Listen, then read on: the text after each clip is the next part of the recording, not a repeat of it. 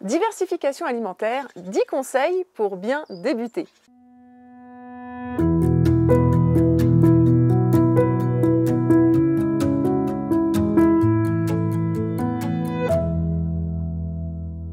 Bonjour, je suis Nathalie Fossa, accompagnante des futures et des jeunes mamans qui souhaitent accompagner leur enfant de 0 à 3 ans au naturel et en accord avec leurs valeurs. La diversification alimentaire, c'est souvent tout un tas de questions et de peurs pour savoir quand commencer, par quoi commencer et éventuellement partir sur une diversification alimentaire dite DME, donc menée par l'enfant. Ici, tu es au bon endroit sur ma chaîne puisque je te donne toutes les clés du développement de ton enfant de la grossesse à 3 ans. Alors abonne-toi tout de suite en cliquant sur le bouton s'abonner et en activant la cloche pour être prévenu des nouvelles vidéos que je poste. Si tu souhaites être accompagné individuellement pour accompagner la diversification alimentaire de ton enfant, n'hésite pas à prendre un rendez-vous. Le lien est en description de cette vidéo ci-dessous. Cela nous permettra de faire une première évaluation pour voir comment je peux t'accompagner dans cette démarche. Alors aujourd'hui, je vais te donner dans cette vidéo 10 conseils pour pouvoir bien débuter la diversification alimentaire de ton enfant. La diversification alimentaire, c'est le moment où le bébé, qui alors avait une alimentation uniquement lactée, que ce soit par le biais de l'allaitement maternel ou du lait infantile, préparation commerciale pour nourrissons, on va introduire d'autres types d'aliments, donc des légumes par exemple, des fruits. On va aussi intégrer d'autres types de protéines végétales ou animales, etc. Bref, c'est le moment où l'enfant va diversifier son alimentation avec autre chose que du lait. Pour rappel, l'OMS, l'Organisation mondiale de la santé, préconise de conserver un allaitement maternel exclusif, donc c'est-à-dire uniquement le lait, l'allaitement maternel jusqu'à 6 mois et ensuite de passer à la diversification alimentaire. En France, les recommandations actuelles préconisent de démarrer la diversification entre 4 et 6 mois. Il ne faut absolument pas démarrer avant 4 mois puisque le système digestif de l'enfant n'est pas mature et il n'est pas capable de digérer d'autres aliments que le lait. Premièrement, il y a souvent des questions autour du démarrage justement de cette diversification alimentaire. Comme je te le disais, en France, on recommande de démarrer entre 4 et 6 mois. Je dirais que ce qui est très important, c'est de pouvoir regarder les signes qui montrent que ton enfant a un intérêt pour la nourriture. Il commence à s'intéresser à ce que tu as dans ta propre assiette et a envie d'y goûter, d'essayer de l'attraper. La diversification qui démarre généralement plutôt donc vers les 4 mois est plutôt proposée pour des enfants qui souffrent de reflux gastro-œsophagien par exemple, car en général, cela peut améliorer les symptômes de ce reflux. Donc la diversification alimentaire peut être plutôt dite classique en démarrant avec des purées ou par le biais de la DME, donc la diversification menée par l'enfant, où l'enfant va avoir accès à des morceaux tout de suite avec une texture adaptée bien sûr qui va être plutôt facilement écrasable avec les doigts par un adulte. Pour cette diversification menée par l'enfant, on préconise plutôt de démarrer autour des 6 mois de l'enfant puisqu'il y a des prérequis qui sont nécessaires pour pouvoir démarrer cette DME en toute sécurité. Tu peux retrouver une vidéo justement sur les avantages et les freins à la diversification menée par l'enfant que tu peux retrouver sur ma vidéo en cliquant quelque part par ici sur le lien qui te mènera directement à cette vidéo sur la DME. En tout cas, si l'enfant n'est pas intéressé par la nourriture en règle générale, ce n'est pas la peine de se presser pour démarrer cette diversification. Mieux vaut attendre le moment où il sera prêt, où il montrera un intérêt pour ces aliments et il aura envie de les découvrir et où la diversification pourra donc être un plaisir puisqu'en premier lieu, la diversification alimentaire, c'est une découverte sensorielle. Le deuxième conseil sera au sujet du repas. À quel moment choisir de démarrer la diversification alimentaire? Je dirais déjà de choisir un moment où vous avez du temps, où vous êtes calme, vous n'êtes pas stressé. Si vous devez vous dépêcher, forcément, cela va déjà installer un cadre un peu dans le stress.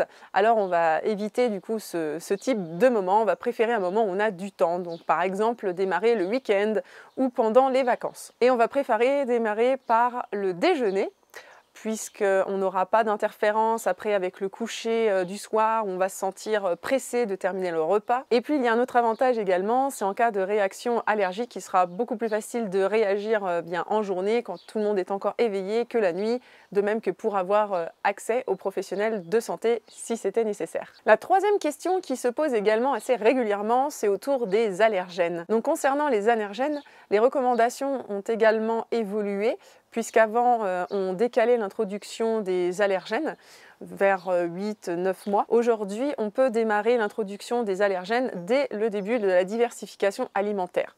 Bon, évidemment, ce n'est pas spécialement les premiers aliments que l'on va introduire, mais on pourra les amener assez rapidement ensuite.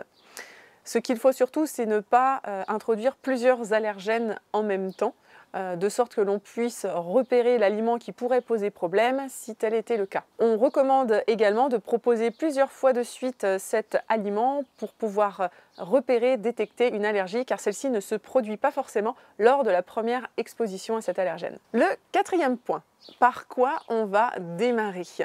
Alors généralement, on commence souvent par des légumes et surtout on va démarrer par du mono-saveur, donc c'est-à-dire un aliment différent à la fois pour que vraiment le bébé puisse avoir le goût de cet aliment, qu'il puisse le reconnaître et le repérer. Et ce conseil, il est valable autant en diversification classique que pour la diversification menée par l'enfant. On pourra par contre éventuellement proposer plusieurs légumes le même jour, mais pas mélangés ensemble, bien séparés. Et on pourra reproposer ce légume plusieurs fois d'affilée.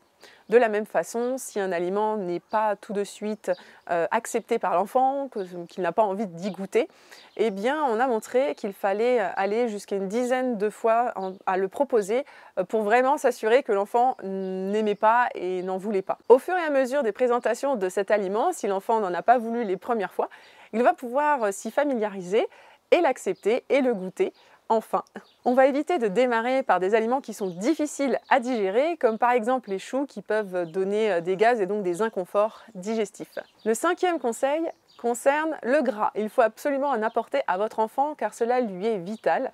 Il est essentiel dans la construction du cerveau et dans les membranes des cellules. Je pense surtout à l'huile de colza qui permet d'apporter des oméga 3. Pour le garder intact, qui ne s'oxyde pas et donc garde ses propriétés bienfaisantes, il ne faut pas le chauffer et donc le mieux est de verser donc cette cuillère à café d'huile de colza sur la préparation après qu'elle ait été cuite, donc juste avant de le servir sur la purée ou sur le légume que l'enfant se servira avec sa main si on est en DME. Le sixième conseil, on va éviter le sel puisque les reins sont immatures. Le sel est un exhausteur de goût. Lorsque l'on n'y est pas habitué, on ressent finalement très bien le goût des aliments et on n'a pas besoin de sel pour trouver que les aliments ont du goût. En fait, la quantité de sel que l'on utilise nous en tant qu'adultes est uniquement liée à nos habitudes alimentaires.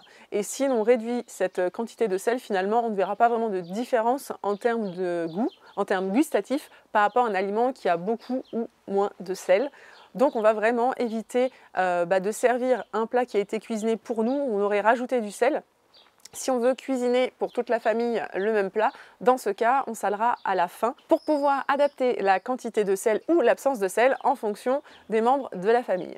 Le septième conseil va être de procéder à une cuisson douce, comme par exemple à la vapeur douce. Ce type de cuisson va permettre de conserver les nutriments et les minéraux, ainsi que les fibres qui sont bénéfiques pour votre bébé. Au lieu de cuire très longtemps les aliments, on va les cuire donc assez peu.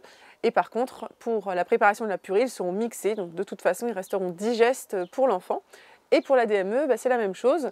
On va les cuire à la vapeur douce en veillant à ce que la consistance donc, soit bien écrasable entre deux doigts par un adulte pour que les mâchoires du bébé puissent écraser l'aliment. La huitième question souvent concerne la quantité à donner à son enfant. Alors on va démarrer tout simplement par une cuillère, toute simple. Et puis si l'enfant a envie d'en manger plus, on va pouvoir lui en donner plus, mais sans chercher à le remplir avec ses aliments. Mais de ne pas le restreindre s'il a envie d'en prendre de nouveau. Il est important de rappeler que le lait reste l'aliment principal jusqu'aux 12 mois de l'enfant. Le neuvième conseil est que l'on ne va pas gaver donc l'enfant. L'idée est donc de respecter la faim de l'enfant pour qu'au contraire, il soit à l'écoute de son corps et qu'il puisse s'arrêter de manger au signe de satiété. Cela évitera aussi d'augmenter des risques de troubles alimentaires plus tard. Le dixième conseil est au niveau des accessoires, si je puis dire, en tout cas des couverts. Pour la cuillère, on va préférer des cuillères qui sont plutôt plates et pas trop creuses parce qu'elles ne sont pas vraiment adaptées à la morphologie de la bouche du bébé. On est du coup souvent obligé de remonter ce type de cuillère vers le nez. Donc j'imagine que vous-même, si vous mangiez avec une louche par exemple et que vous étiez obligé de la remonter jusque sur votre nez, ça ne serait pas du tout agréable. Donc on préfère les cuillères qui sont de petite taille et qui sont plutôt plates, qui vont permettre d'être insérées plutôt à l'horizontale dans la bouche du bébé sans avoir besoin de la relever vers le nez de l'enfant. Voilà, j'espère que cette vidéo t'a plu. Dans ce cas, mets un pouce bleu. Si tu as des questions, n'hésite pas à les poser en commentaire, j'y répondrai avec plaisir. Si tu souhaites être accompagné pour la diversification de ton enfant, n'hésite pas à prendre rendez-vous en cliquant sur le lien dédié en description de cette vidéo. Et je te dis à la semaine prochaine pour une nouvelle vidéo.